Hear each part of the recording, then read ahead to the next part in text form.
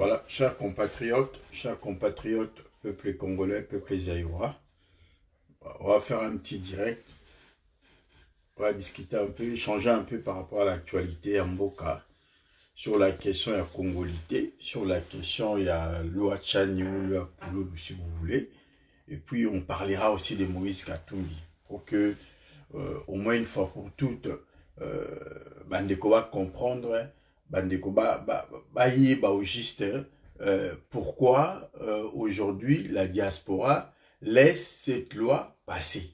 Voilà, donc, et la réalité, et je fais ce direct vraiment parce que j'avais suivi notre ami et frère Alain Bolodjoa. Bonsoir, Maman Bouninde Konangai. Alain Bolodjoa a fait une lecture sur la situation et dans la vidéo, il a déploré un peu le fait que, soi-disant, résistant, Bazako soutenir loi Gachani et qui est qu'on en a pas conséquence, soit qui on en a pas conséquence sur l'avenir, il y a Mboka à venir en Abisso. Oui, je pense que sur ce point-là, il n'a pas tort en le disant ainsi, mais je pense qu'il n'a pas vu raison de dire que la résistance soutient. La résistance aujourd'hui est dans une démarche, il y a comment libérer Mboka, qu'on éviter la seke bateau ennemi bateau bazo s'identifier to bazo ya s'identifier comme étant congolais, mais dans le fond ils ne le sont pas. Baza na tête en mboka na bisoté. On a eu Kabila, on a vu le dégât que Kabila a fait. Contrairement à Félix Oyoyo, alors ça là dégâts ils ont visiblement. Contrairement à Félix aussi qui signe des contrats pardon, et qui se permet à ce que de laisser à ce que le Rwanda ou l'Ouganda puisse accéder dans notre pays et puis à ça là où il y a ça là. Mais Kabila a alimenté des groupes armés. Kabila a fait en sorte que la situation est instable politiquement. Il a détruit l'autorité de l'État. Et ce qui a fait que l'absence de l'autorité de l'État est la conséquence de tout ce que nous vivons aujourd'hui. C'est aussi la conséquence, il y a des forces étrangères qui d'une manière ou d'une autre. Donc, je pense qu'aujourd'hui, ceux qui sont congolais ou la diaspora ou les résistants, Alain Bolodjo a lobby que bazoko soutenir démarche à Pouloulou ou Louachani, c'est tout simplement par rapport à le fait que dans la configuration actuelle, personne ne veut soutenir Katumbi. Et je pense que cette loi-là, ce qui est comme étant débat entre les Congolais ou à vie contraire par rapport à la réalité, par rapport à l'avenir, par rapport aux faits, aux sociaux qu'organiser, vivre qu'on vit dans le quotidien. L'interprétation, il y a un peu différent. Parce que moi, j'étais parmi quand même des premières des personnes Oyoyo qui ont relaté et qui ont expliqué un peu la dangerosité. Il y a loi Oyo, toujours qu'on vivre Oyo. Sur le fait qu'on parle des Congolais, de père et de mère, pendant qu'au briguet poste, il y a présidence précisément, parce qu'il y a président de la République. Et moi, je nuançais à ma manière pour expliquer à Bandeko Nangai, Pouloulou ne parlait pas que Congolais d'origine, de père et de mère. Il parlait de Congolais de père et de mère. Ça veut dire quoi? Ça veut dire les deux personnes, les deux étrangers, le couple étranger, par exemple rwandais, qui sont venus au Congo et aujourd'hui qui se prétendent avoir la nationalité congolaise et arrivent à avoir le passeport congolais. Moi, Nana Bango, à Kokozala, président du Congo, parce qu'il a eu une nationalité par affiliation à mes parents. Et par l'affiliation à mes parents, oui, c'est ça. Donc, parce que, sur la nationalité, nous avons trois sortes de nationalités. Nationalité d'origine, nationalité par affiliation, et puis nationalité par naturalisation.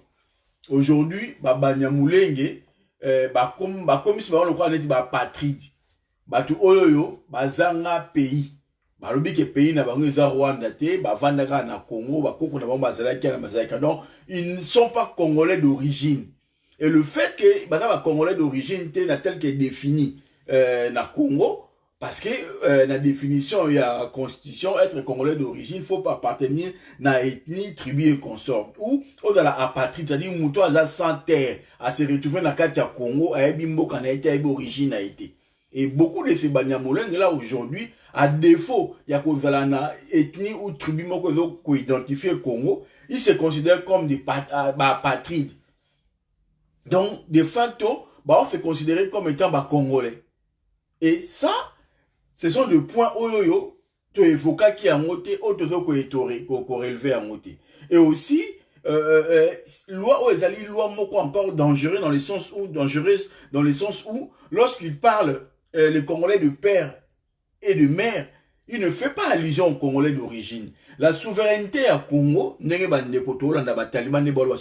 préserver souveraineté à Congo, on doit plutôt parler la question à Congolais d'origine, de père ou de et de père et de mère. Ce qui tingi ou tiani na loi naie avait plutôt préconisé pour que les Congolais d'origine de père et de mère, là on pourrait dire que Azo protégeait Mboka na biso.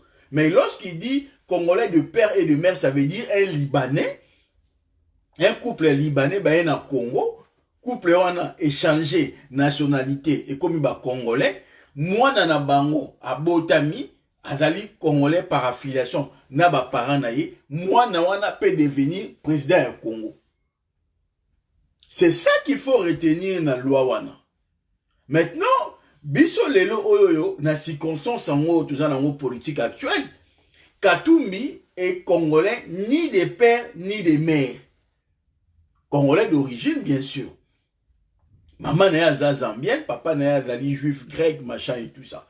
Et Katumbi veut s'imposer comme étant Congolais, sans pour autant à justifier appartenance à Congo et à Kinéni. Mais tout le monde sait que Moutabokolaye ezali le père nabango juif grec ou anaté, mais Moutabokolaye Katebe Katoto. Ou avec la nationalité d'origine de par sa mère.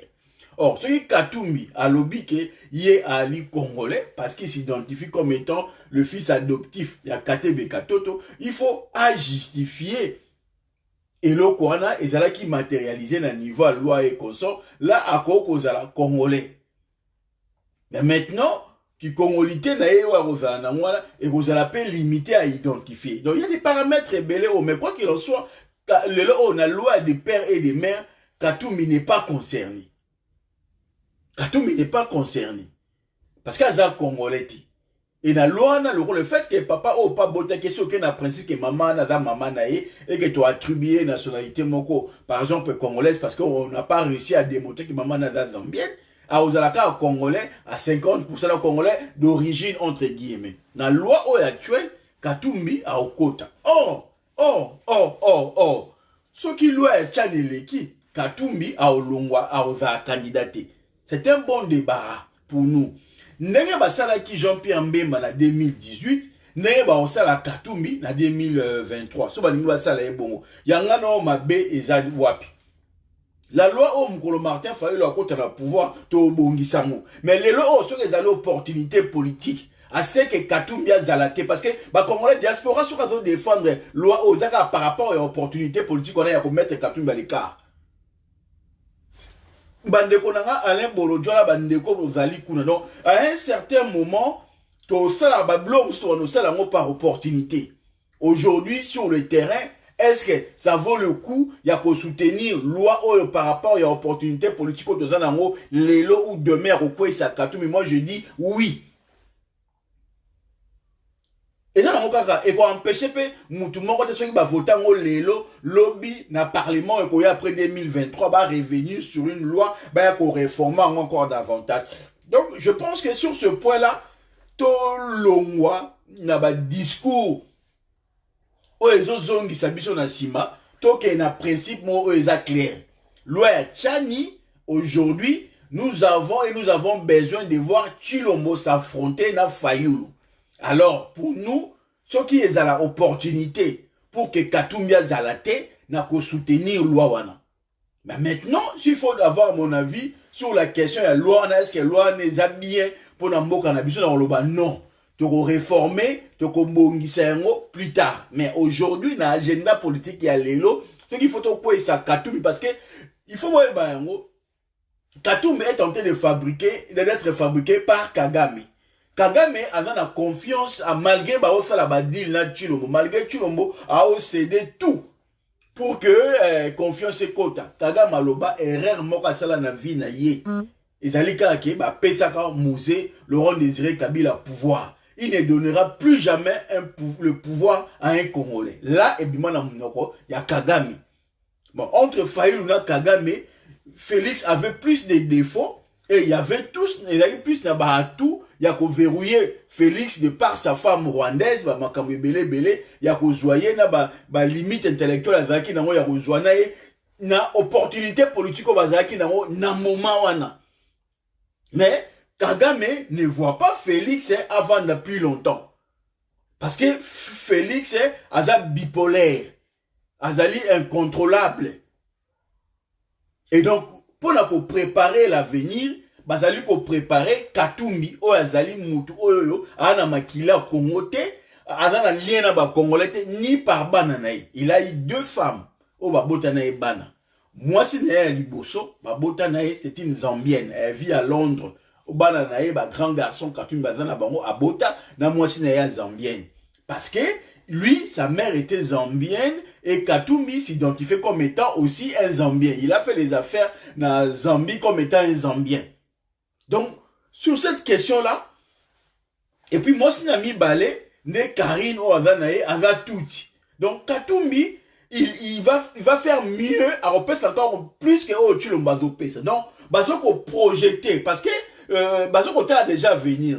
Comment faire pour réduire Fayulu? Au lieu de Fayulu face à Chilombo, autant pour eux, va créer une 3e voie. Et ce que moi j'avais dit, ça fait déjà plusieurs mois, ça veut dire que non, va créer Katumbi dissidence de la union sacrée pour fabriquer comme étant opposant. Vous ne devez pas oublier que chaque régime fabrique son opposant. Et le régime Oyoyo, Chilombo, va fabriquer les opposants. Opposants, va fabriquer les Eza Katumbi.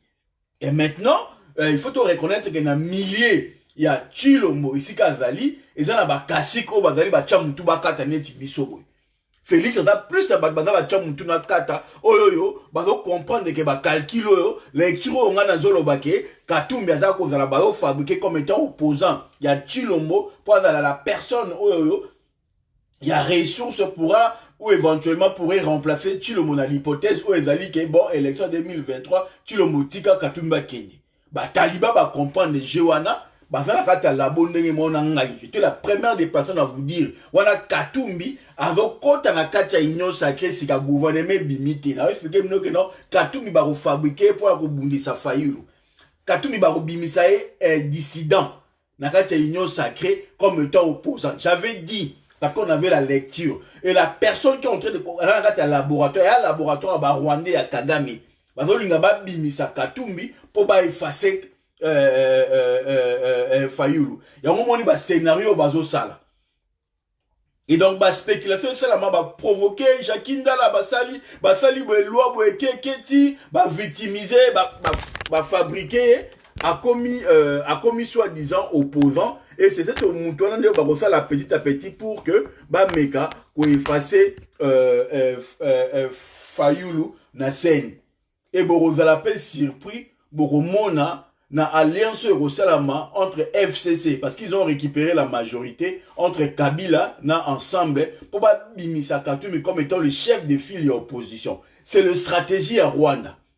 Bokomona na Assemblée nationale Rwanda okomona titre bimisa Katumbi comme étant opposant.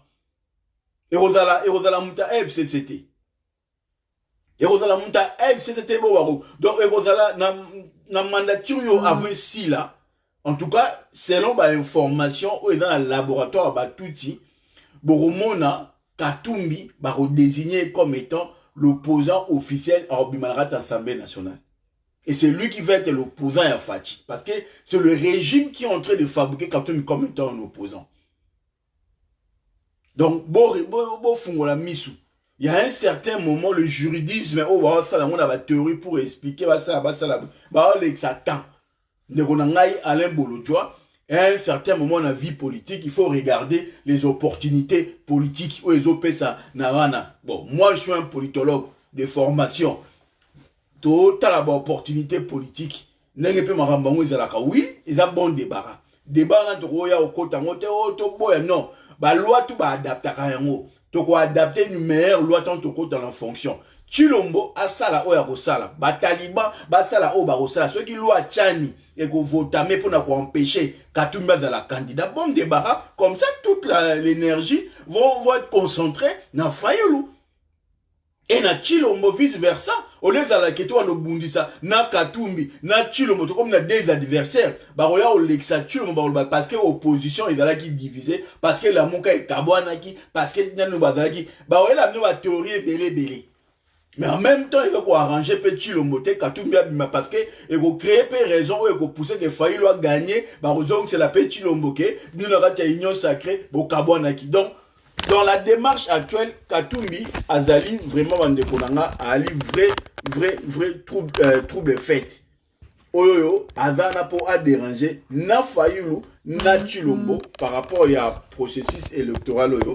Donc bon excusez ngai caméra ils ont bougé, donc voilà, j'ai pas pu, donc voilà, il fallait mettre un peu d'eau, puis ils allaient mieux retenir, mais bon, j'ai pas eu la présence d'esprit de le faire, donc là, du coup, ça rend un peu mon truc un peu plus instable, mais je crois que cette fois-ci, on pourra y aller et continuer éventuellement direct na biso bien. Donc, Bandeko Nangai, en gros, c'est un peu ça la lecture qu'on avait voulu faire. Donc, et ça, la situation, Rwanda a tché schéma naï. Schéma wana Chilombo alingi yango te, schéma wana bataliba pe balingi yango te. Mais Chilombo ne peut pas dire ça ouvertement. Raison pour laquelle ils sont partis chercher une autre personne pour apporter, à sous-traiter, pour apporter loi wana. Mais loi wana, oui, Fayulu, je pense que ils ont bon débarras pour nous. Fayuliste, oui, ils ont bon débarras.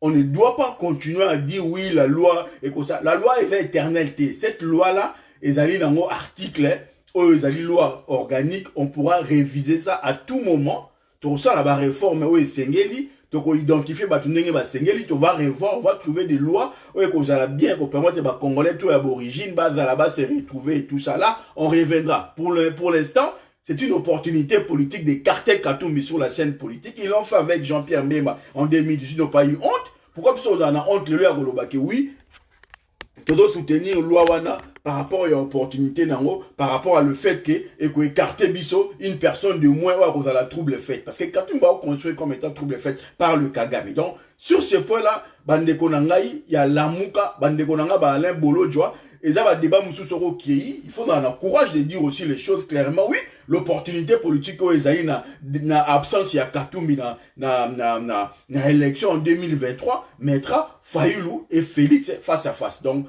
et dans l'élection pour Nabiso plus facile d'avoir les deux là s'affronter que d'avoir une troisième personne où la trouble faite d'une manière ou d'une autre. Na quand même souci à Moutumor et aux sous obstacle pour na Fati, Barolobake au Polaki parce que avec notre union sacrée ou opposition ils avaient qui mi balé yango Fati a gagné. Donc tout dépend des gars n'engeni ba jero betama. Mais pour nous entre nous à la constant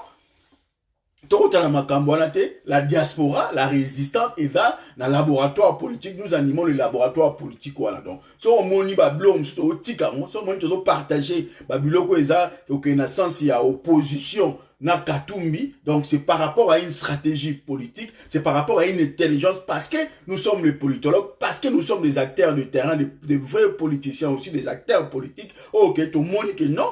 Loi il faut tout tika yango parce que ekolongola biso une personne de moins. Donc les combat moro par rapport à la réalité politique par rapport à l'opportunité. En fait, on a exclu, nous avons dit par rapport au processus électoral, nous allons exclure aucune hypothèse. Donc hypothèse nous sommes la mesa, dans la mesure il y a qu'on travailler sur ça, il y a qu'on discuter sur ça et tout ça et donc voilà. Donc bon paniquer. Je vais juste interpeller les enfants pour qu'ils me ramènent un peu un verre d'eau, comme ça je pourrais régler ces problèmes-là. Maëva, oui. Tu peux me ramener juste un petit verre d'eau, s'il te plaît? Okay. Donc voilà, comme ça au moins le problème sera résolu et on pourrait éventuellement continuer notre direct sans qu'il y ait pression à la caméra et quoi et tout ça. Donc voilà, il fait tellement chaud et donc il faut essayer de renforcer un peu voilà, donc voilà. Donc sur ce point-là, bon paniquer bon ça la remorté, bon ça la regretté. Donc loi owana so ekoleka eleka. De toutes les façons, élection en 2023, ils ont élection où peut-être on a besoin d'un candidat dans la seconde 10 000 T. Nous avons besoin de voir Fachi et Fayoulou s'affronter. Pose juste le verre. Je vais mettre après. J'ai besoin juste de mettre juste un peu de. Voilà, c'est bon. Vas-y, pose-les-moi. Là. Voilà. Attends. Voilà. Là, tu peux poser là, c'est bon. Merci. Donc voilà, là, j'espère que tout va bien se passer maintenant. Voilà, comme je disais, ils ont opportunité. 2023, ceux qui sont congolais, ceux qui boyent, vous avez un souci, boyé. 2023, ils ont la fatina Fayoulou. Point barre. Donc, tout ça, besoin de parce qu'il y a des demi Dakar, parce qu'il y a des Congolais de mère ou Congolais de père, ceux qui vous allez expliquer, Kanga Moutema, Kanga Moutema, c'est projeté pour 2028, donc ça, agenda. Mais 2023, tout ça, a besoin de la Fara, Fayoulou, Chilombo. Donc, pour le reste, c'est société, 50, ou à faire une bon salouana. Bien. Mais pour l'instant, Ezala et l'ongelebso Katumbi. Ngala direct. C'est par rapport à l'opportunité politique qui s'est présentée. Ce qui opportunité politique est que bêta ma solo, même na ennemi, na diable, to salango pour l'intérêt que to récupérer ma kambu, to conduire ma solo. Donc ma solo est à bongo, et alors le kamba tabou sous to ça tabouté. Donc voilà, tu bête à gêner Gézo Kende, tu tambola nenge météo politique et ça. Donc météo politique, le loi que loi wana il faut les kato quoi ses adversaires de ça Katumbi. Kotika Katumbi na processus électoral en 2023, alors la trouble faite dans les deux camps. Ni quand il fallu on va d'accord Katumbi azal. Ni quand il Fachi on va d'accord. Donc au moins bata Fachi, au bundi sa Fachi tintini batune ba fa masolo mais il y a au sala te po ebike, yé so asali Kagame au gangele. Mais Kagame ebike fallu Fachi na sa jewana. Kagame ebike Fachi ana simachani. Mais batali pe ba mitu bakata ba cheke Katumbi azalati. Po tant Kagame azocha Katumbi akende. Kagame aussi capable de dire à Fachi qu'on a la candidate tika Katumbi akende.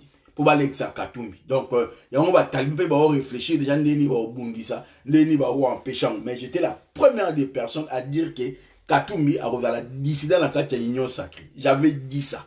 Ba vidéo ezali boketa la wana kutu union sacrée na kutu silité gouvernement limité. J'avais dit ça. Et objectif na kozala a créé ombre en opposition vis-à-vis à Fayoulou. J'avais dit ça. Donc, par opportunité politique, nous allons soutenir la loi Tchani. Il faut les cas, pourvu que Katumbi Zalate. Et c'est la raison pour laquelle, même Bakangichi, Jakindala, la diaspora, Betango, Kara. Bakangie, diaspora, Betango, Kara. Frafika lomba beti a sali mouere à l'obi moma kamba lobaki to zuango to parce que toi na haine contre Katumbi. Bochango na mutu. Donc, si on dit diaspora, et là, on y est kozala pour nuire Katumbi, la diaspora va soutenir ça. Bozakuna la kin, boyo kamo. Et là, on y est kozala pour nuire à Katumbi ou pour nuire ensemble, nous serons là, nous allons soutenir ça. Et là, on kozala pour nuire Chilombo ou UDPS ou Union Sacrée, nous serons là pour participer à la nuisance. C'est ça la réalité politique de vivre l'élo. Et c'est ça aussi l'essence. Il y a labo to kota. To tambola. To kota la butu moi to komi di kota. To kota. Mais ba résultat pezali bo mon appel ba résultat. Mais pour l'instant, to vandi kara. To vandi nie po to sa elo. To vandi nie parce que to lo ba appel moi trop. Mon pe beta libaku. Na rappel mutamo ba biloba lo ba direct nanga. Donc ceux qui n'avaient trop à l'aise n'a direct, je risque de déborder. Mais biso aujourd'hui par rapport à l'opportunité politique à l'élo, nous allons soutenir la loi Tchani pour que Katumbi ne soit pas candidat en 2023. Comme ça, match Rosala, Fayoulou contre Chilombo.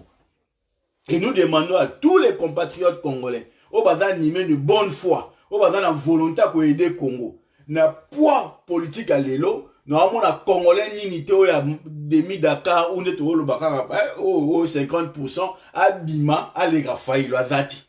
Donc, on a ministre, mouta ou même un flambeau. Il y a peuple, ils ont failli. Donc, yo, si on a mouta 50, oh, de père ou mère, kaka, ou no tchaliba, il y a kanga moutema 2023, les qui sont kage les cas, parce qu'on a tenté à rattraper failli ou chilom. Donc, on a tenté kanga moutema, loi ya chani, toko bongisa yango bien toko remodifier toko revoir yango na on doit pouvoir en 2023. Après on va revenir sur ça, travailler sur ça pour que la loi moko adapter la situation et permettre à ce que et dans la choix ya batu nyonso. Donc pour l'instant ezala mal nécessaire. Donc on a Alain Bolodjoa au Tchanazo Sala mal nécessaire. Le débat qu'il y a aujourd'hui sur la question, il y a identité, bah, parents, Katoum, ils ont mal nécessaire. Ils ont la guerre, au servir, biso, parce que le peuple congolais dit pas ça, au monde, on comprend que, donc, c'est un travail qui est en train de se faire, naturellement, de profiter par rapport à débat où ils ont. Donc, Jacques Ndala ba kangiye, oui, sur les alaki ke ba, ezalaki mutafayilu, nde zambe se pili na kati ya mboka o. Mais tu vas naginer parce que tu veux que Jacques Ndala a osala pas pour l'intérêt du Congo, a osala a la mission par procuration ou ba pesier pas à Kagame. Parce que quand tu défends Katoum, tu défends Kagame, tu défends le tout, tu défends le Rwanda. Donc, il te fait normal que le peuple accepte l'arrestation à Jacques Ndala. Parce que Jacques Ndala travaille pour Moïse Katumbi. Il était un salarié de Moïse Katumbi. Ce qui va kangi Daniel Safou au CP là. Parce que Daniel Safou travaille pour Moïse Katumbi et Moïse Katumbi est un sous-traitant à Kagame, au CP là. Donc voilà, on ait le courage de dire les choses, on les dit les choses ouvertement pour que le peuple à niveau diaspora bon comprendre et bon yoka. To CP l'inde batangi Jacques Ndala, mais sur les ala qui a moutou la mission il y a peuple président ili. Neto tumbi zamba, neto ngaki benga pena diaspora bime yinda, ndongo mona pena likola réseaux sociaux. Et ngako yinda pena pona mfayilu to pona bata fayilu. Mais Jacques Ndala te permettre parce que il travaille pour le Rwandais, pour les Tutsis. Vous comprendre? Alain Bolodjoa, na lecture, dans laboratoire, na bino boko tabo travailler, na ba presse penge bo comprendre, ba débat musu boko kota ngote. Loi ya tchani bo tika mwe leke zaka bongo, Katumbi c'est un bon débarras pour biso, et adversaires de moins à Olongwa. Politique à Congo tambola na moi qui yanki mobi, tout le monde a on des autres tambola.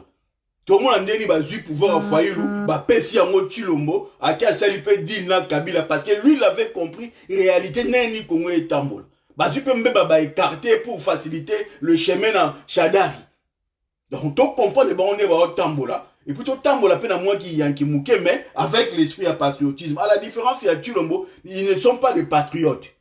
Bah, ça, bah, ferriste, bah, contrebandier de mafia, bah, tout, bah, mafioso, bah, on va y pour on va lire. Or, nous sommes des patriotes. Tu au côté, avec l'esprit autour de la patriotisme, nous allons redresser le pays, nous allons remettre en place l'autorité de l'État où ils ont bafoué. Il y a la différence entre nous, c'est ça, en fait. Nous sommes des patriotes et ils sont des affairistes.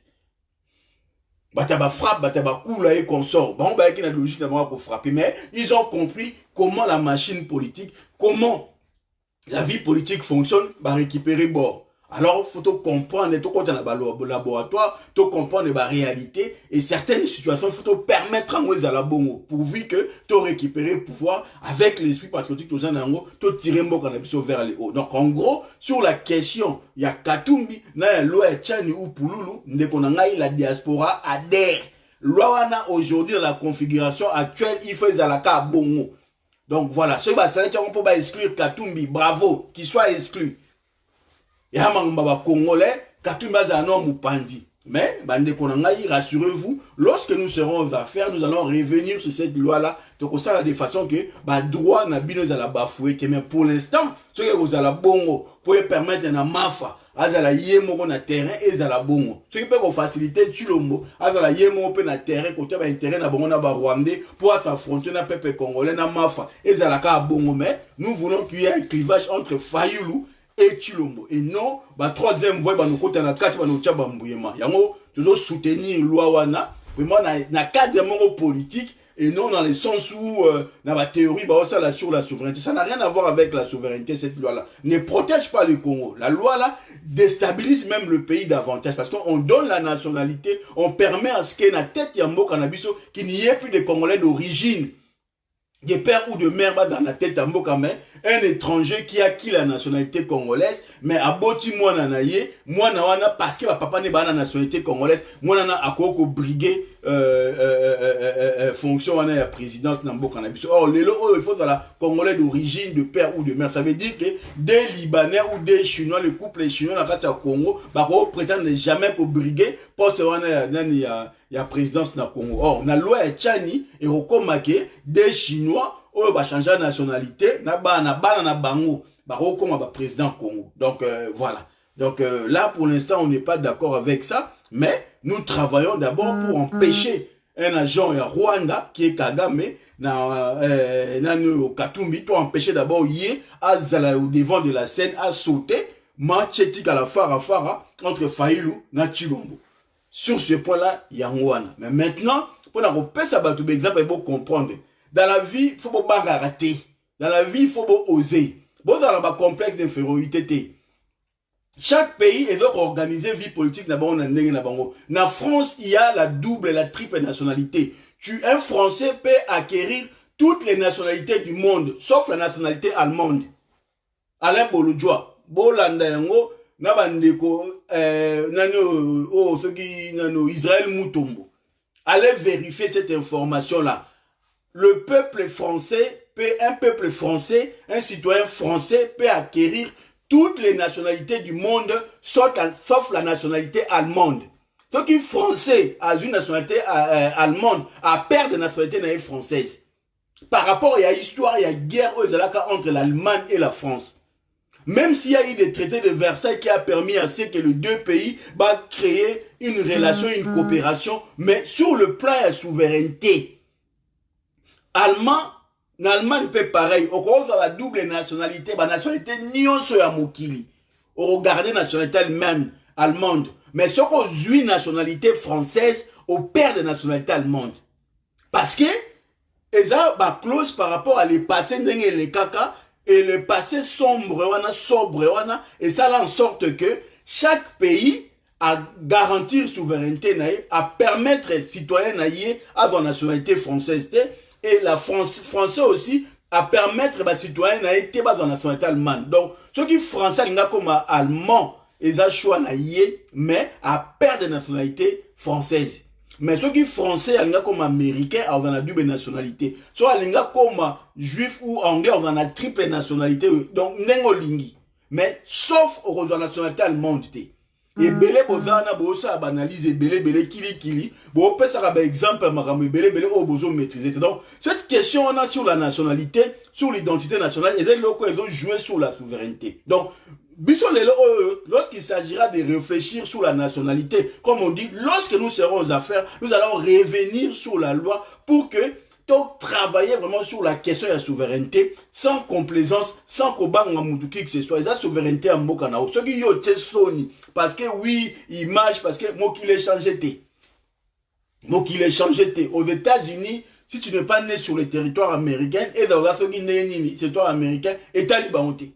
Donc voilà, le principe aux alliés. Et nous aussi, tout à la peine encourage à Koloba Penambo Kanabiso, oui, ceux qu'on alliés congolais, de père ou de mère, aux fonction boité et ça biso c'est plutôt le de père et de mère et à biso. Donc tout bangaté sur la question la question de l'identité nationale, c'est une question fondamentale et qui touche la souveraineté et qui touche tous les pays namoki tellement l'immigration est comme il montait dans tous les pays. Chaque pays a travaillé sur la question de l'identité. En France, il y a eu un ministère, il y a identité, il y a immigration. Il y a identité nationale pour travailler un peu sur cette question, dissocier, voir comment organiser les choses, éviter que, voilà, espionnage de tout bord et consort. Donc, et ça, la situation où ils ont dit que s'il faut en parler, on doit l'aborder dans toute tranquillité, sans qu'on ait une compétence ou un complexe d'infériorité, parce qu'il y a un recul, machin. Il n'y a pas de recul. Ces gens-là qui ont pris les armes pour pas jouer la nationalité par la force, on n'aurait pas dû leur permettre ça. Ceux qui te permettent qu'ils bangent parce que toutes les personnes qui ont pris les armes, ils étaient dans une démarche, il y a guerre par procuration. Delis Sesanga n'a pas l'argent pour payer les armes. Il a travaillé avec Jean-Pierre Mbemba qui lui bénéficiait des armes émanant de l'Ouganda. le RCD Goma, ils ont mené de guerre par procuration. Donc c'était le Rwandais qui fournissait les armes à tous ces gars-là, à tous ces groupes, il y a des rebelles contre le Congo. Donc lorsqu'ils ont décidé d'imposer cet article qui permettait à ceux que revoir sous la nationalité d'origine, modifier ils n'avaient pas le choix. C'est pas parce que Jean-Pierre même Azagi n'a bon assomi Minduki na ye et qui a décidé na soki Roubaix roi ba somi Minduki na bango na ndenge na bango ba bundi pour na ba souveraineté ya ko peko tande ba sala ki bon non. Non, ils nous ont mis devant le fait accomplir. Donc, rébellion et Salamaki na Équateur, Kota Bakisangan et tout, c'était financé par les Tutsis. Rébellion et Salamaki, Kota Sud, Kivu Nord, Kivu et tout ça, était financé par les Tutsis. Donc, Bangon Badaki à l'origine, il y a guerre. Bangon Badaki à l'origine, il y a Bakor, Nyon, surtout, il y a déstabilisation au Congo. Donc, leur démarche était plutôt de déstabiliser le Congo. Quelles que soient les circonstances, il y a un moyen de déstabiliser Mboka. Donc, les lots, tous à la tête, oui, parce que pour avoir la paix, il a fallu ceci, il a fallu que, reconnaître la nation. Quelle nationalité reconnaître? Il y a des gens qui ont fait 50 ans en France aujourd'hui, qui n'ont pas la nationalité française.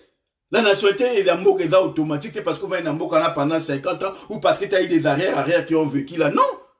C'est là où ils ont quand même que nous sommes des sous-hommes. C'est là où ils ont que les politiciens sont des sous-hommes. C'est des gens qui sont au service de l'étranger. Alors il faut dans ça là, parce que le Rwandais, le Rwanda a bien, Kagame a fait son pouvoir. Parce que c'est Kagame qui contrôle. Donc il faut faire des actions au Kagame par rapport à l'intérêt à Kagame. Donc sur la question que oui, c'était par rapport à la paix, quelle paix? Quelle paix? C'était un faux débat. C'était un faux débat, Makambuya paix. Bah, si mon nationalité, paix, silaki et silité. On a connu la tuerie jusqu'à l'éloignement, il y a des tueries au Congo. Est-ce que c'est la question, il y a la nationalité qui empêcher Bango? Parce qu'ils ont eu ce qu'ils voulaient. Pourquoi ils ne se sont pas calmés? Donc, alors, arrêtez vos histoires. Il y a, oui, c'est pour mettre fin à la guerre, pour faire ceci. Ce sont des théories à la con. Ce sont des théories qui ne tiennent pas la route. Ce sont des théories que personne, aujourd'hui, en tant que responsable, en tant que patriote, mettra sur la table. Donc, chers compatriotes, tous aux alliés, il y aura un moment, ce pays-là va être récupéré par les Congolais et la situation va être stabilisée. Du moins, pour aujourd'hui, que Moutet la bien que oui, qui article parce que pour mettre fin à la guerre. Est-ce qu'il y a la guerre ici? Non. Est-ce qu'il y a la stabilité politique depuis qu'on a eu cette loi-là? Non. Est-ce que depuis pour passer à la nationalité, c'est calmé? Non. Ils revendiquent de terre et ils revendiquent tout ce qu'ils ont envie de revendiquer. Donc, sur cette question-là aussi, il y a qui congolité, tout balayé. Donc, voilà en gros, on a qui bandeko, beau comprendre, beau retenir, beau à l'aise sur cette question, il y a ma il y a loi Tchani et les cas. Tu revoir en gros, tant que tu as pouvoir en 2023. Tu revoir en après. Ils ont un autre article, moko verrouillé, aussi, non. Les articles moko à la réformer, modifier à tout moment et tout à tout va. Ils ont un article mais pour l'instant, par rapport à l'opportunité politique, nous avons besoin de mettre Katumbi à l'écart. Alors il faut tous tenir loi.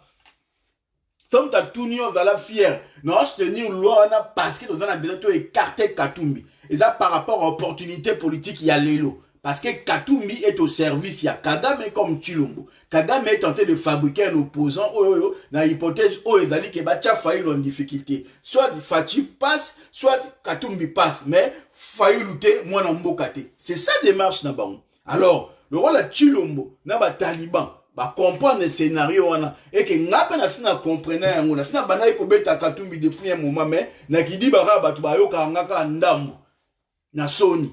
Ya on na zongeli bino botala ba vidéo na ndako expliquer bino que Katumbi a kozala dissident ko bimisa disa pas bundisa Fayulu.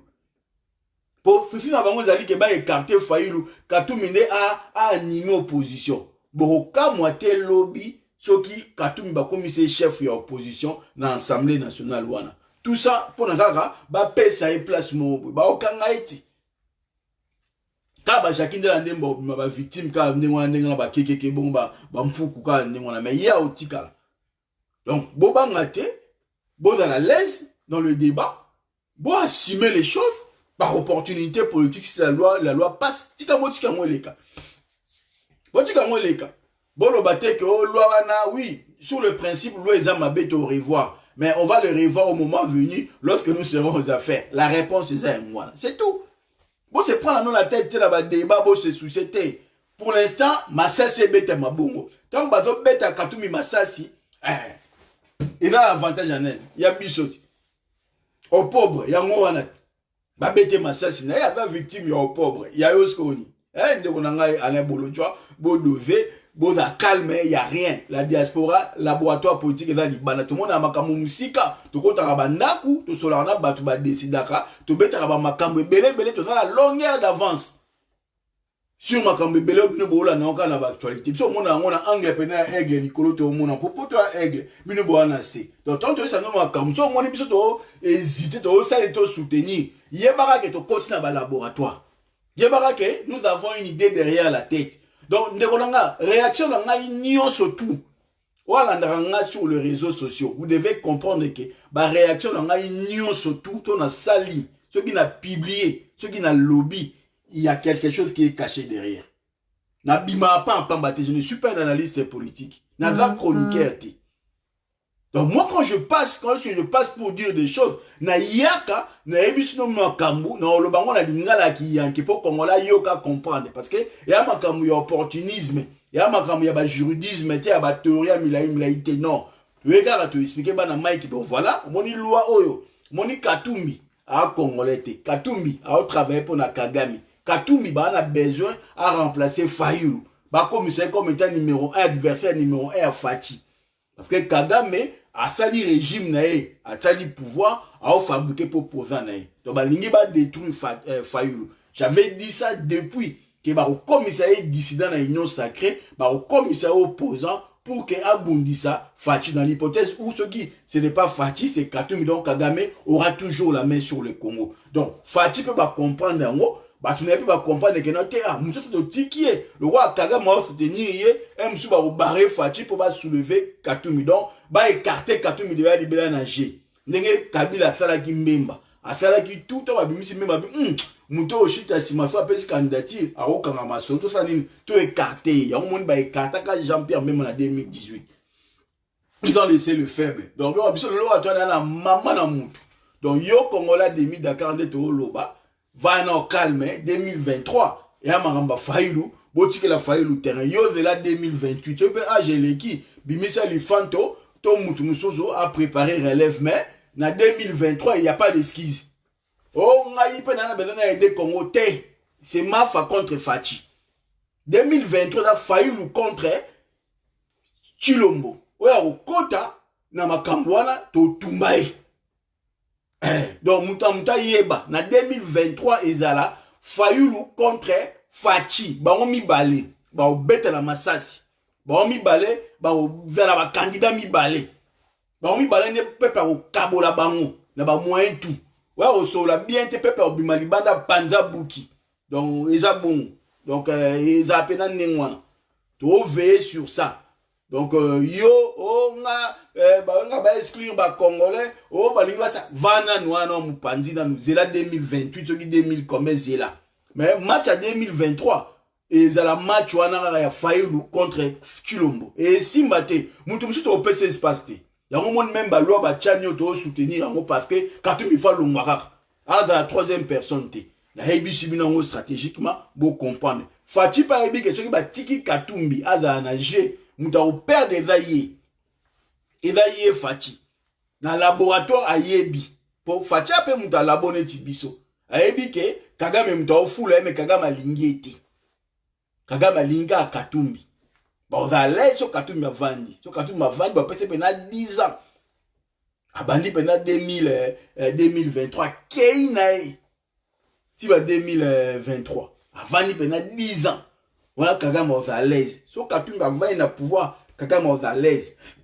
Parce que Katumbi Bangaki est dans la présidence depuis 2018. Si le Mazouka a pouvoir par opportunité politique, l'opportunisme est mon année à zui. Mais 2023, c'est pas sûr qu'il y ait. Il y a eu pour mon année à Otaba Taliban, à Otaba Luba partout, positionné dans la banque, dans la finance, dans la cour, tribunaux, partout pour qu'il y ait se garantir. Mais, tu travailles déjà peuple. Et quelqu'un est là au moko.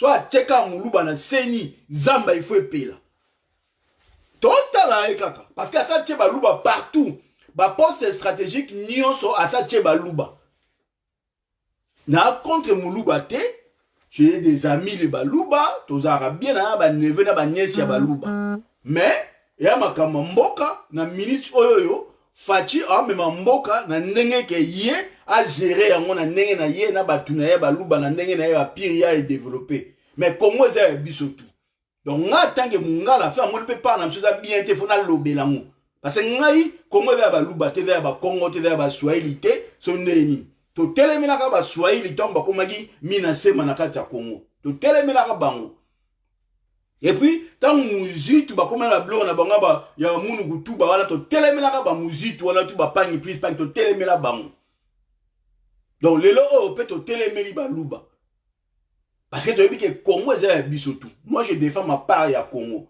Non, je défends les parts ya Batum. Je suis congolais parce que je suis Mungala. Tu n'as qui Mungala est dans la Congo, tu n'as pas qui Congo, donc ceux qui Mungala ba victime, il faut voter ma baluba. Ceux qui baluba ba victime, il faut voter ma baluba. Ceux qui ba Swahili, ba Congo, ba victime, il faut baluba parce que les quatre pôles linguistiques ne sont composés Congo. Donc on lingate pôle linguistique moko ele que la Batum sous boule. C'est que nous sommes en train de vivre les lots. Bah si basu premier cours premier président cours la cassation, ça veut dire juridiction est souka. Il y a un tribunal judiciaire il y a ngwana. Bah si basu premier président il y a concours constitutionnel, ça veut dire tribunal politique tout. To makamutu bazwa ba décision ba vandisian. Basu banque centrale, basu finance, basu intérieur, basu justice. Bazui renseignement, bazui service, bazui DHM, bazui service, nous sommes bloqués. Parce que quelqu'un est là au moko, bazoi, Seni. Bazui vice-présidence et Sénat, bazui vice-présidence et Assemblée nationale, bazui contrôler appareil à l'État, une tribu. Bazui, balou, batou, bazai na mbujimai, babimisi, bango na mbujimai. Misère, on est dans la carte mbujimai, c'est pas parce qu'il n'y a pas à manger. C'est parce que les jeunes ont tout ça bilanga. Bazu bango balongol ba na mbushima ba mi ba na kini. Mboka etikali vide muta ça bilanga zate parce que c'est les jeunes courageux qui vont faire tout ça nini ya bilanga et console l'agriculture. Bazu une partie batini ba na katanga pour ba bundisa katumbi, ba na musu ba na ba na kine pour ba préparer affrontement na fayulu. C'est ça la réalité. Pour que toi là où tu es, au yoka, au comprendre yango. Bah si ba luba na kasai, ba bimis bon tout na kasai ba bima, pour ba que une partie na katanga, une partie na kin. Bah c'est la base arrière. Milice ko défendre Félix, c'est un ko yinda na 2023. Bah on va travailler na logique voilà que ko yinda à un moment donné ko yinda. Donc bah vi bande ko na bango ba bimisi bango, ba mei bango na kin pour que ce que yindi bazala wana ba défendre pouvoir na bango tribal. Siko yo mungala, yo muswahili, yo mkongo otala bango, c'est là où échec eko baluke la bango. C'est là où eko yinde la bango yango wana. Donc yo zala prêt et siko vandi et amama mabele. Et ali kama tribalisme te. Et ali kama le Congo et donc appartenir na biso tout. Il faut une représentativité. Oh et peut sa image ya Congo zala et ce n'est pas le cas. Alors mais la droit na yo, il y a ba obligation na yo, et ça ba avantage na yo congolais ici ko zali o revendiquer ba ngana o se retrouver te. Ngana na o se retrouver te, ngana mu Congo na o se retrouver te, ngana mu Swahili na o se retrouver te. Parce que ces quatre pôles linguistiques là, il y a on même composé mboka na biso. Mais lelo oyo, il y a juste un pôle linguistique oyo balingba s'accaparer l'appareil de l'État au profit, il y a un intérêt personnel, il y a un intérêt, il y a oligarchie quelconque. Est-ce que total à bango ou un moment, il faut tout détruire en gros pour que l'intérêt général est primé. Parce que là, dans l'histoire, il n'y a pas la notion de l'intérêt général. Il y a plutôt l'intérêt tribal, il y a l'intérêt clanique. Doit-on continuer à laisser voir et observer sans dire non, to tikate. Mais to sengi, un événement moutoute, mais to sengi à dénoncer ma B et si Zali avant qu'il soit trop tard. Donc, en gros, pour résumer vidéo Nabiso, donc ABC Bandeko, vraiment c'était pour répondre plutôt Nandeko Nabiso Alain Bolodjoa qui pensait que n'a pas résistant, bah soutenir loi na bah ça les RT. Tout ça, par opportunité politique, par le fait que 2023, nous voulons que Fayulu et Fati s'affronter au Mibale. Comme ça, le choix est aux la clair par les Congolais. Soit Olingi Fati, soit Olingi Fayulu. Point barre. Et la démarche à Katumbi, comme ça opposant, c'est une volonté, il y a Rwanda, il y a Paul Kagame. Et alors, dans ces cas, ceux qui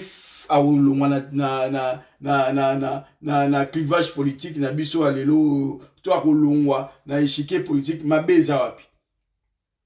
Il reçoit biso ngana na elo nini. Alors, ceux qui va tellement attaquer Katumbi, bon partager ma vidéo wana. Et là, pour détruire Katumbi. Biso mtoko bénéficier nango. Bon la sonité. Bon la sonité. Et là, batumso ali benga ba yebi communication ti. Par exemple, le Lexus, quand je vois Lexus partager, soutenir Jacques Ndala. Oh, soutenir Jacques Ndala, pourquoi? Parce que le propos que Jacques Ndala a tenu, en tant que responsable politique, d'abord, il y a un tenir Makambo Anati. Aux rappels dans l'ambiguïté, belé, aux rappels dans l'ambiguïté, n'a côté mobilisation a incidé, le mec comme Lexus, il n'est pas là. Rôle Nayo, peut-être un service à presse, mais côté mobilisation, je pense qu'il est plus que temps, le président comprend que tu as plus besoin de faire jouer à la mobilisation, dans ma jeunesse, tout y est moko. Que d'avoir des gens comme les Lexus, ils passent son temps sur les réseaux sociaux, mais pour écrire des bêtises et n'importe quoi. Dans ce cas, si il y a un service, il y a communication, il y a presse, réseaux sociaux, médias digital, au public, à Makambo. Mais là où on a besoin de toi pour mobiliser les gens, on ne te voit pas. Là où on a besoin de toi sur le terrain pour être là, tu n'es pas là. Donc, je ne sais pas ton rôle, mais viens en tout cas, excusez-moi, mais quand observation, on m'a fait photo, on peut bon pour aïe, peut-être na ekoka ke, a obeta bien te. Il a raté batumsuba bunda basala pour yo na simoya obeta to lona veste la cravate. Moi j'étais à côté du président, Mosala ni eloti. Donc c'est comme ça. Bah Vayanet va faire jouer l'eau, c'est déjà à protéger, à soutenir, à mettre en avant. Parce que à la cible. En tout cas, présent au CPN, tout le monde là, Serge Ouello toujours pemene. Il y a une phase à pemene. Pour y avoir guerrier. Serge Ouello avec guerrier, maintenant on va sentir pendant un amont. Il y a une phase à. Il y a une phase à pemene. Il y a une mobilisation aussi. Il y a une phase à un rôle au Yazan en Ouana pour renforcer, pour payer les moyens diaspora, pour payer sa Serge Ouello les moyens, mais avant un service, il y a président Eli Martin Fayulu. Tu partages un peu bloc à faire jouer l'eau. Avant petit vieux. Tant que vieux, il faut toujours te protéger, payer. Parce que vieux est intouchable. Mais maintenant, il faut que tout ça là, il y ait l'eau à comment intouchable. Parce que l'eau a la signature au Zaranao. Oui, on a la bête ranakin et un épisode de bête à donc il faut azalara à paiement un ferge n'est pas fait que zara à paiement na vie collègue à vie kaka yo zala pour ma musu via le lobaté yo ne faut le yo ne faut ça pour au bête bien carré 10 sur 10 au bête bien péné au bête bien donc voilà. Honnêtement, on a un coup de yone ba blog, on va partager on pas ba Lexus à perdre la tana qui n'a pas partagé ba blog à Jacques là-bas. Et ça on m'a musu moment ngape na luba na ngabongo pour ngape na muta mafa. Je peux la moïle kambeza bien été non le bon pega na réseaux sociaux quand nga la linga mais tu auras rapport na vie à qui liboso mais par opportunité ndeko na ngai makambo yo Jacques Ndala oh ba wa attaquer Francis Kalombo oh ba ko attaquer Katumbi to ndima ngweza bongo. Ton dimanche va bon. Oui, bah chacun a la bondi c'est va fallu là va taka fallu na nenga deso donc ba mama musu ata so ezana ma be so monique eza ma be o kainta munoko lekisi yango o sala ndi o monité ça la ne va jamais kabunda va sala so amone lo muso yango te o partager ta bête yango kara yo la sabatu ke non parce que dans la poème o che o présenter bon anniversaire na Fati yo va si biso to sepela na yo quand tu fais au la communicant il y a fallu. Oui, malgré ton anniversaire, bon anniversaire, Fati. Moi, ce qu'on peut, on l'accepte. C'est ça, Babylon, moi, bon. On va y avoir bon, Cassier, Jacques Ndaloche. Oh, on n'a pas payé colonoté, mais Babylon, moi, on se perd en honte. La diaspora ne t'apprécie plus comme avant. Lexus. Revois un peu ma méthode, ma moyen de communication, il y a repassé. Donc voilà, on t'apprécie plus, Nézagil Bosso. Avant, on te voyait, oui, aux alliés, pendant moi, ligné, on a même, à un moment, on dit, oh, tantôt, on dit, aux alati. Donc, tout c'est la mine, na Serge joué le nakin, on a la micolo, penage, Serge joué le moins, la palais, penage zone. Donc, voilà. Et c'est la réalité. On dit comme ça pour que tu puisses revoir un peu ma posture. On apprécie plus ta posture. Franchement, voilà. Ça, je vais appeler la vie, bon, c'est bon. C'est je peux nous montrer que tu as un risque à aucun. Tu as un risque, mais tu as une photo un bon anniversaire à Fati. Si on a ça, on a partagé le plan. Jackie Ndala, maintenant, les gens ne comprennent plus. Et alors, Jackie Ndala, Bundi, ça va, ma foi, Bundi, ça va, bateau. Si on partager pourquoi. Tikae asa ma ramener na ne na bisope to sa ma ranso na ne na biso parce que soki ba kangi bino likambo elio ba kanga ki Serge Welo Jackie Ndala kumisa ya mota sepela ki tant jouer la zoki makambo wana ba ipenge ba zo ba makambo Jackie Ndala défendra binoti. Alors ça sert à rien bon on a ba hypocrisie à la con sur les réseaux parce que ça va créer une confusion. On ne saura plus. Jackie Ndala attend le gouvernement na Fati. So ça ba jeune bango bo tika bango ba sa ba jeune bango mo etali binoti bino ba bana ta communication ya la muka ya mafa il faut bo sara ba lecture boye ba ton na bimisa mena o publier le ozana batumo ba vanda ba otalango to vanda totali bien to lekisi ya Fati to mona dans la oh mais yo mneno ça la publication que ça bon anniversaire ya Fati comme la texte na privé dans numéro pourquoi on publier on na réseaux sociaux. Il y a des fois communication. Tout à l'heure, mais mouton neni. Des fois, c'est belé. Il y a yo Lexis na communication. Non, il y a métier non. Si on a vraiment professionnel, il y a métier ou pas où ils ont rendu zalara, ils ont appelé na vie pour les musiciens après les hauts bando salara mais et ça n'a quand même moi va recul la communication. Ils ont zanga pinza. Pour na ra auto commis boy un moment clivage. Et là, on a bango au publié. Et là, on a un taliban. Ata faïla lobi bien de ba on dimate. Et là, on a un taliban. Ata nenge ni rien. Ba ebelo balingi. Bi au seul on est confusion. On dit ebelo lingité. Mais yo aussi ma communication me cause ya faïlu mutu munene mais au moins bou o tie image à Fati na mire na yo. Attends, mais moi je vais regarder mais ce qu'on a ça ni non si tu es n'a pas expliquer ba tu nene. Mais vous avez Alexis aux yeux ou image à Fatioche mouta la magambo comité a la image yo vi photo Fatioche na mirno pour qu'on la tanga anité comment la tanga na été quand yo ça va publication la page ba 10 lignes ba 20 lignes ba 20 ba 50 quand on la tanga ngoté quand on la tanga photo yo chiwana abono photo Fatia au comprendre oh ça l'apologie à Fati ou quoi voilà.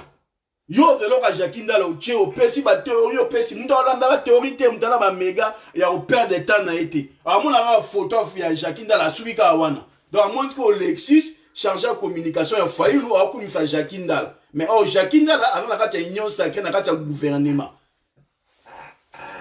mais Jackie Ndala beta faïlu atakara ba muzitu atakara ba tout wana yo so na relation privée na yé tu es un homme public. Comme elle est privé, na yé, na nenga privé. Mais na nenga public, yo Lexis, ça la faux profil na yo ya combo non. Mais Lexis, c'est comme une marque déposée, ok, communication faillue. Donc là, sur ce point-là, tu dois comprendre ça. Je préfère te le dire sur les réseaux sociaux, boui. Pour ça, on a sur la faune, oh yo kate. Non, le bon raboué, mais proprement pour comprendre. Vous avez ma liberté, vous travailler, mais vous travaillez aussi. So quand tu as fait mon chic en communication sur internet, ouais un peu détail mikem ke go banuzala parce que blo mikem ke ba réflexe moi mikem ke ezanga bino. Boye vous comprendre que nous on alimente le clivage. Ngata nengeni na ondimanga chilombote parce que moi j'ai besoin qu'il y ait un clivage entre Fayulu na Fati. Donc ce qui Katumbi et baby na okumisa na ozala contre Katumbi parce que na yebi question Katumbi ma kwei notre clivage continue. Si Katumbi prend une place, c'est comme il trop et comme il compliqué. Hein? Alain Bolodjoa, hein, Kana. Faut ben na magambo na sansuana. Bonzo ngapena na nenge bena otali politique nenge ke na kata Congo. Na na okuwa opesa bino teme, ya blo mo za basique il faut mto comprendre ngo. Au monde, il y a pas basique, il faut comprendre. On a mis au bout et quoi il Katumbi na beta bravo. Et quoi il m'a fait ba oseka biso. Si on yo linga et quoi il Katumbi na sala semblant na aménager Katumbi mais ne pas mélanger l'adversaire. To comme toi la terrain to bundandeni. Et au quoi au chat. okwe otikali toleki okwe osha e nengwana te okwe osha okwe otikali tokei okwe osha e guerre neto okeni wana 2023 ya match ya suka soki tozwi eloko te mwana ekomi compliqué ekomi mwana bendana.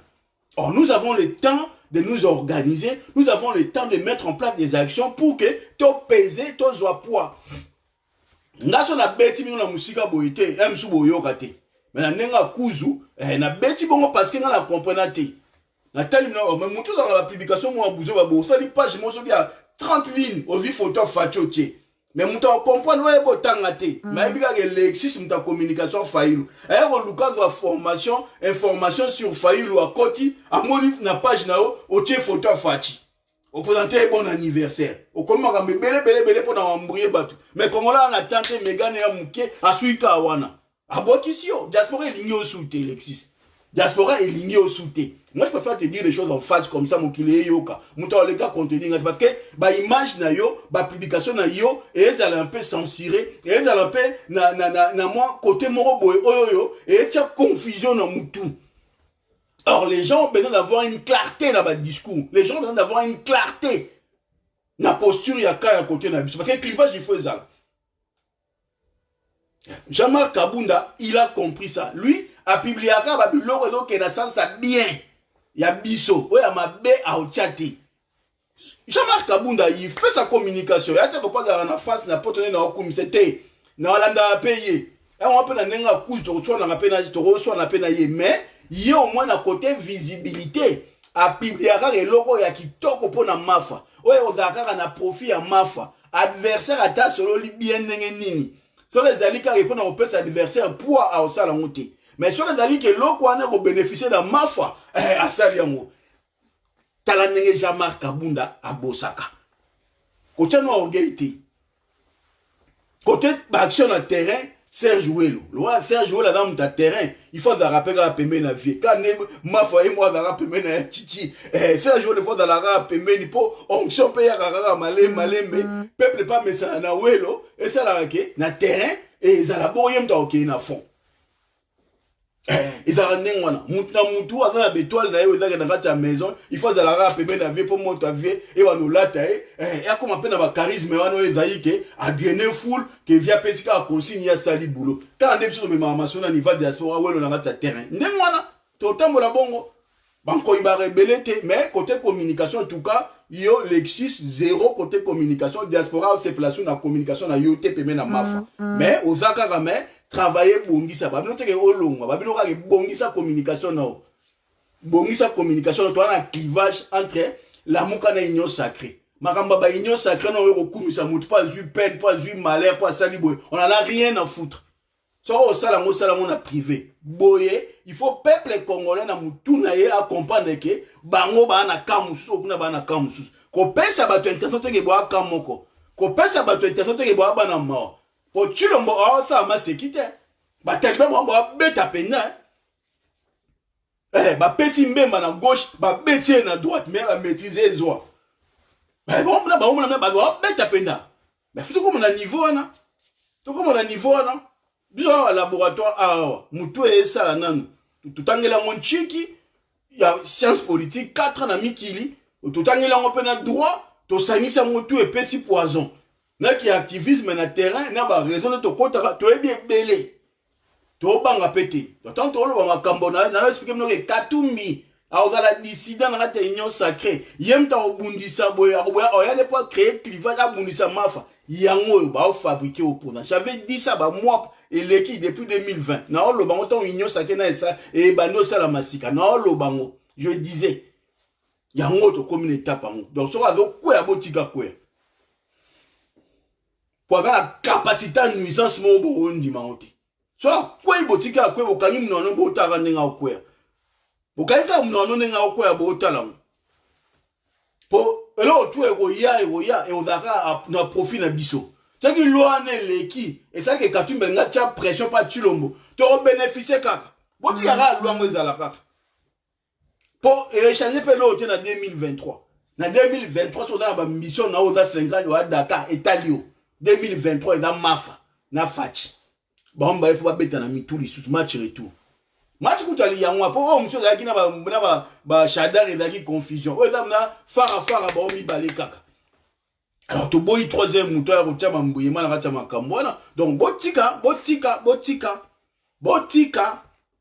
Lexus arrête de partager images de support. Il y a quand il y a Union Saketo et Fati parce que ça crée de la confusion. Et les gens n'ont pas le temps de lire ma publication salarié Milaï. Les gens ont besoin d'un truc simple. Bayo Kambala Moro. Sur une image, il y a une image à Jacquindal. Les gens vont s'arrêter dans l'image à Jacquindal.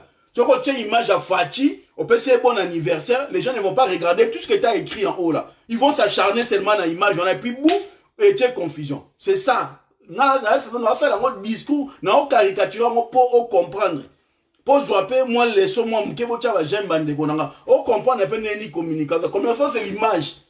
Tout ça qui manif contre l'ambassade des États-Unis, banderole, les vagues est belé. Mais tant qu'on a écrit, on a tié mon corps, 1000 à l'ingangoti.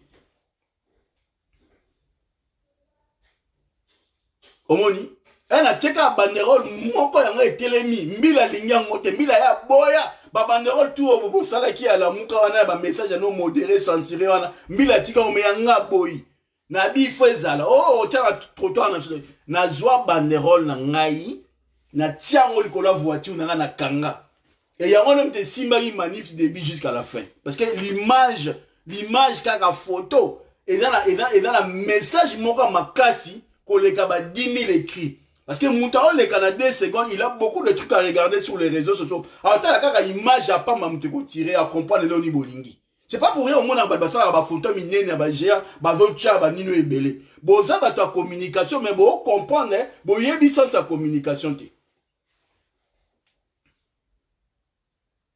Au monde, bon, ça, bah, ta communication, mais bon, yébi t'es. Bon, yéba t'es, il faut mener communication. Na beta ndekolanga banderole mbila longo la bina na ochango mbila longo ya boaki batina bane babanga ba mbila na botola mbila banderole na kolango na voiture na ngai na kanyango etelema et c'est ça qui a animé manif sociali contre l'ambassade des États-Unis. Et nous allons revenir encore le 21 août, mais ça va être devant le devant centre culturel américain. Donc ils apparaissent à 13h. Boya devant centre culturel américain, nous allons encore dénoncer la politique étrangère des États-Unis en République démocratique du Congo. Donc, tout comprendre les locaux. Donc, voilà, pour résumer en gros, la loi Tchani, botika le kabongo.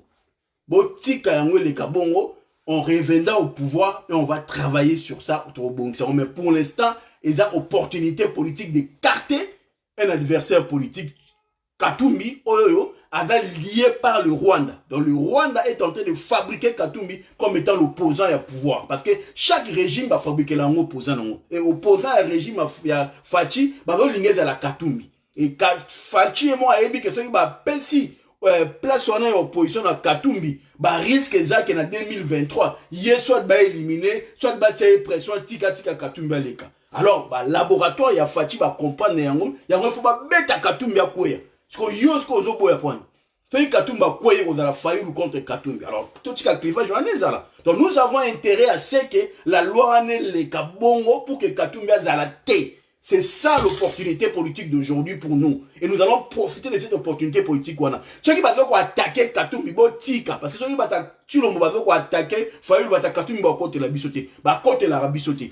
Ils nous ont attaqués, ils nous ont maltraités pendant un moment. Alors, ceux comme Libango et talibinoté. Donc, celui la diaspora soutient la démarche, il y a Tchani, c'est par opportunité politique. Raison, monsieur Ezaté.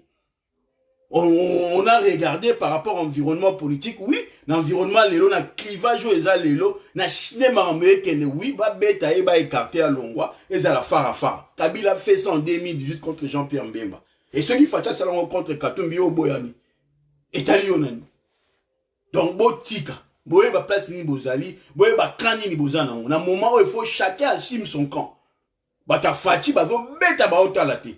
Il s'impose, il met quitte à tribaliser l'appareil de l'État, mais pourvu que ba tia ba bango sûr au cas où les gens qui va tricher. Et maintenant, yo, on hésite à ma posture, on a ma publication, on a un peu mi raisin, mi figue, les gens ils savent pas, tu fais quoi, tu travailles pour quitter. Donc, il faut donc comprendre que dans le moment où si on veut gagner les élections en 2023, nous devons mettre en place des stratégies aujourd'hui. N'attendons pas la veille ou crise post-électorale pour commencer à revendiquer victoire ou quoi que ce soit. C'est maintenant qu'on doit s'imposer. C'est maintenant qu'on doit imposer un processus qui va faire en sorte que, sur tous les plans, tous à l'aise. Et sur le plan, choix candidat et tout. Donc, il y a une opportunité où ça Katumbi Bezali. Et ça, Félix a mis tous les décors qu'il faut pour qu'à tricher. Na cour constitutionnelle à Tchebalouba, na cour de cassation à Tchebalouba, na nini bientôt na vundo et mandat nezo sila, na conseil d'état na 2022.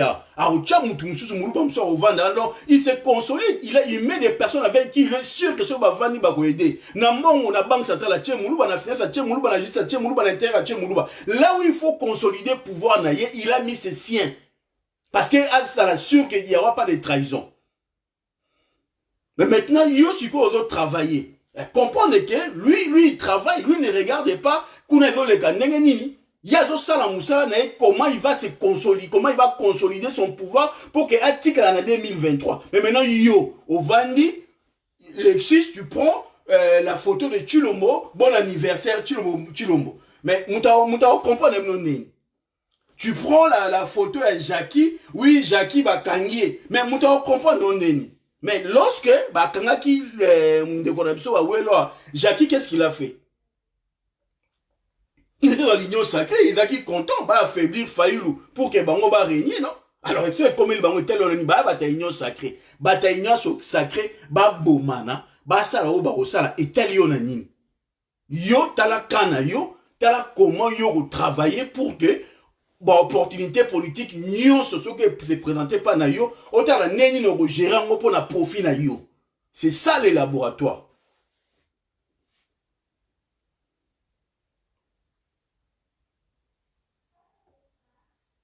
Oh, attendez on ngao. Tamo bina bima la direct ngai bima.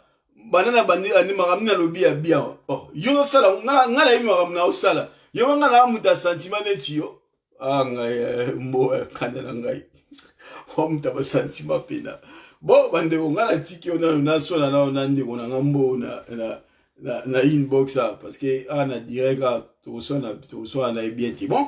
Donc, en gros, lecture est un ouana. Lecture est un ouana. Diaspora, ce qui diaspora, ils ont soutenir loi Chani, et va te pour loi, on a danger. Non, il y a par opportunisme politique. Katumbia Kwea, mathétique à la clivage entre Faïlou na Fati. Point bas. Il a raison de souter. Pour loi, on a peine les belés. Je vais déjà expliquer au début, je ne vais pas revenir sur ça. Donc, bon, c'est déranger la binoté. Bon, tika loi, ne kaka bongo. Bino batala muka. Bon, ça la va débat sur un moté. Et tali binoté. Et les kaka bongo katumba kwea. Et puis, en 2020, c'est aussi pouvoir. To bon, ça m'a mbaba loi nansima. Mais pour l'instant, ils ont la rane n'engwana. Bon, tika monga bongo. Bon, tika mongo. Ceux qui vont attaquer Katumbi, bon, tika monga zara bongo. Omoni, ceux qui vont attaquer Katumbi, bon, tika monga zara bongo. Ceux qui vont kanga bakta bongo, bon, tika monga zara bongo. Pour ça fou. Aroya ko défendre les failles lutter. Arola nambongo na zoli ambongo na. Jackie Ndala, il était payé pour ça la action. On va ça gratuitement. Si vous avez que les mains, il y a liembongo. Kabole mbongo na Alexis. Non, alors laisse. Arrête de publier des trucs à la con. Travaille un peu image à président. Tu incarnes l'image à président. Alors on a besoin de voir. Na yo, osana image ou publier des choses oyo. Et donc, tu as clarté dans la posture, il y a quand il y a une confusion. Fais comme Jean-Marc Kabunda, c'est là qu'on va faire jouer le roi à 6000 jours au brassard à Zobeta bien. Donc voilà, merci. On reviendra forcément, donc je dis, le rendez-vous est prévu à Paris, le 21 août, devant le Centre culturel américain. Nous allons faire encore un grand sitting pour dénoncer la politique étrangère des États-Unis en République démocratique du Congo. Donc voilà, on va continuer, on va revenir sur ça. Et on va encore faire des calicots qui vont blesser, qui vont faire mal à l'Américain. Oh, bah on est dans la base. Ça sert à rien, toi, à Rwanda, à Chilombo, sans toucher, bah on est aux États-Unis, on va aller au terre intellectuel, dans tout ce qui se passe dans notre pays. Donc comme on a niveau exaliqué, il y a hôtel, mais là, Mouto a décidé de pousser à changer. Omoni. Donc voilà, Nasuki, en tout cas, merci. Hein, ciao.